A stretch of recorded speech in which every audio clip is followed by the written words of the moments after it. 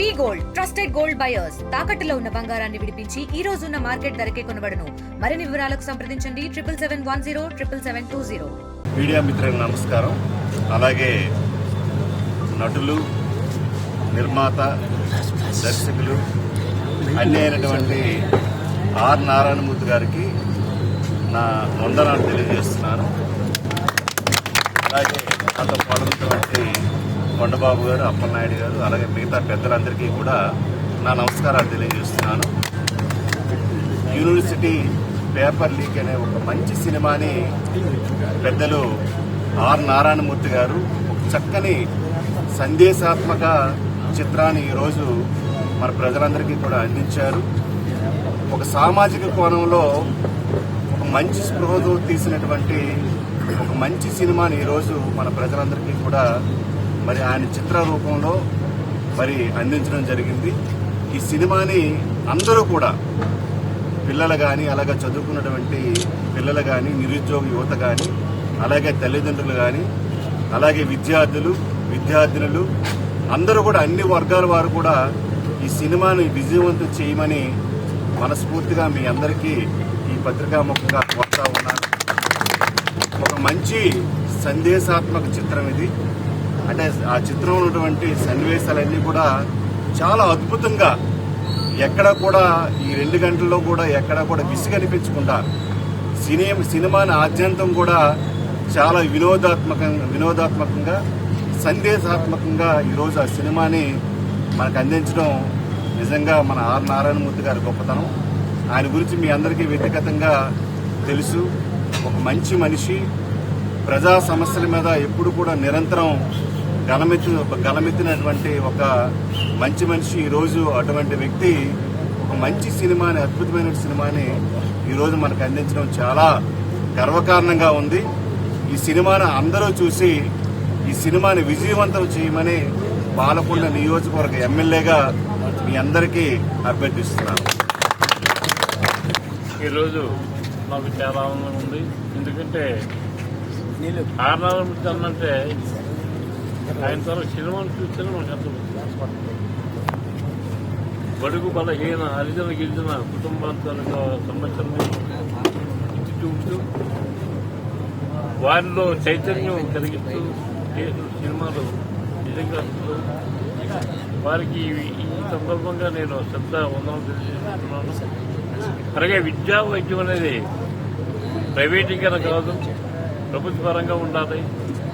ప్రైవేటీకరణ వద్దు, ప్రభుత్వం ముద్రణ విద్యా విషయంలో చెప్తారు. చాలా మంచి కాన్సెప్ట్ అది. ఆయన చెప్పగానే ఆ కాన్సెప్ట్ నుంచే మేము అట్రాక్ట్ అయ్యాము. అయితే మీకు ఎంతోమంది సినీ యాక్టర్స్ అక్కడ హీరో, కానీ నారాయణమూర్తి అన్న మాత్రం real hero.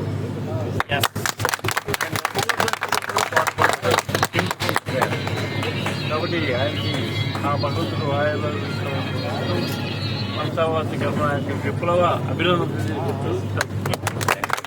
Sir, steel plant గురించి ప్రైవేట్ గారిని అంటున్నారు, దాని గురించి మీ అభిప్రాయం ఏంటి? గట్టిగా అది నిజంగా ఇవాళ సెంట్రల్ గవర్నమెంట్ ఆఫ్ ఇండియా మన విశాఖ ఉక్కు, ఆంధ్ర హక్కు అనేది ఏమవుతుందో, మన విశాఖపట్నం స్టీల్ ప్లాంట్ ఏమవుతుందో దాంట్లో ముఖ్యంగా 36 విభాగాలని ప్రైవేట్ వాడికి అప్పచెప్పడం అనేది చెప్తాను, బ్లాక్ హస్టర్ నుంచి.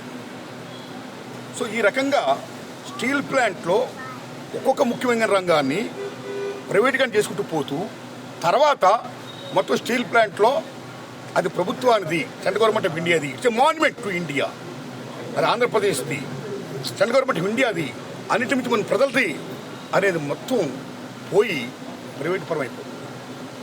ఇట్టి పరిస్థితులు కూడా జరగకూడదు. ఆ 36 విభాగాలని ఈ ప్రైవేట్ వాళ్ళకి కట్టపెట్టకూడదు, ఆ రకంగా ప్రైవేటీకరించకూడదు.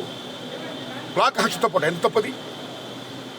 ఎందుకంటే ముఖ్యంగా మీరు నమ్మండి మిత్రులారా, స్వతంత్ర సంగ్రామ పోరాటం అప్పుడు ఇంత పసిపాపల నుంచి ముసలోళ్ళ వరకు బోలో స్వతంత్ర భారత్కి జై, మహాత్మా గాంధీకి జై అంటూ అమోఘమైనటువంటి ఉద్యమం చేశారు.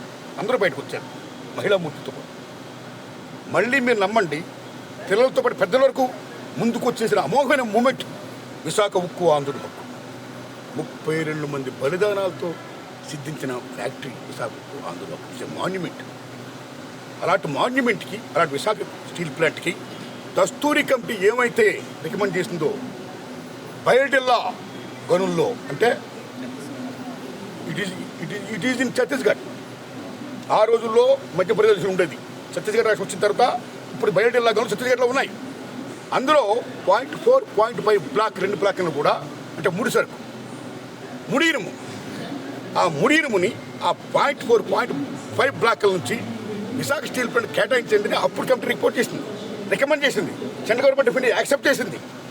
అన్నీ చేసి ఇవాళ ముడి సరుకు ఇవ్వకుండా ప్రైవేట్ వాళ్ళ దగ్గర కొనుక్కుంటూ చేస్తూ లాస్ వస్తుందని చెప్తూ అన్ని ముఖ్యమైన విభాగాలను కూడా ఇలా ప్రైవేటీకరణ చేసుకుంటూ పోతూ ఎవరో ఏదో అంటారు, అందుకని వాళ్ళ కళ్ళని తుట్టడం కోసం ఇదిగో మేము విశాఖ స్టీల్ ప్లాంట్ని ప్రైవేటీకరించట్లేదు, ఇన్ని లక్షల కోట్లు కాదు, ఇన్ని వేల కోట్లు మేము ఫ్యాక్టరీ కేటాయిస్తున్నాం అంటే సెంట్రల్ గవర్నమెంట్ ఆఫ్ ఇండియా చెప్పడం అనేది కూడా కరెక్ట్ కాదు.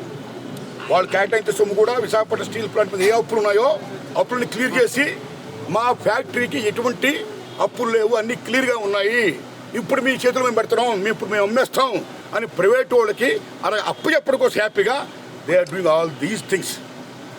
అప్పుడు ఇది కరెక్ట్ కాదు. ఇమ్మీడియట్గా నేను చంద్రబాబు నాయుడు గారిని విజ్ఞప్తి చేస్తున్నాను, మన ముఖ్యమంత్రి గారు, నేను మన పవన్ కళ్యాణ్ గారిని విజ్ఞప్తి చేస్తున్నాను, మన డిప్యూటీ సీఎం గారిని, నేను మన జగన్మోహన్ రెడ్డి గారిని విజ్ఞప్తి చేస్తున్నా, ప్రతిపక్ష నాయకుడిని, same time CPI, CPM, ML parties, all ప్రజా సంఘాన్ని అందరినీ విజ్ఞప్తి చేస్తున్నా. విశాఖ ఉక్కు ఆంధ్రుల హక్కు, ఆ మాన్యుమెంట్ మనం కాపాడుకోవాలంటే ఇమ్మీడియట్గా మీరందరూ కూడా, చంద్రబాబు నాయుడు గారు ఇవాళ మీరు 40 పైన ఎంపీలు మీరు కేంద్ర ప్రభుత్వాన్ని సపోర్ట్ చేస్తూ ఇచ్చారు మీరు. అందుకని నరేంద్ర మోడీ గారికి మీరు చెప్తే డెఫినెట్గా వింటాడు. అయితే మీరు చెప్పండి, ఎట్టి పరిస్థితులు కూడా స్టీల్ ప్లాంట్ని ప్రైవేటీకరించొద్దు. ఈ విభాగాలు ఏమైతే ఉన్నాయో, ఈ 36 విభాగాలని విభజించి ఎవరికైతే ప్రైవేట్ దారత్వం చేయాలని చూస్తున్నారో అది చేయొద్దు. మీరు ఇమ్మీడియట్గా ప్రజలకి మీరు విశాఖ స్టీల్ ప్లాంట్ని మేము ప్రైవేటీకరించట్లేదు, ఇది గవర్నమెంట్ది, ఇది విశాఖకు ఆంధ్ర హక్కుది అని చెప్పించండి సార్, మీకు పుణ్యం ఉంటుంది. ఇది నా విజ్ఞప్తి అండి. Thanks a lot. తెలుగులో ఫాస్టెస్ట్ న్యూస్ యాప్ ఇప్పుడు కొత్త అవతారంలో 5 సెకండ్లోనే పూర్తి వార్తా సమాచారం మీ చేతిలో. సోషల్ మీడియా ట్రెండ్స్ మీ కళ్ళ ముందుకే live TV and voice search ఆప్షన్స్తో ఇప్పుడే డౌన్లోడ్ చేయండి. యాప్ లింక్ డిస్క్రిప్షన్లో ఉంది.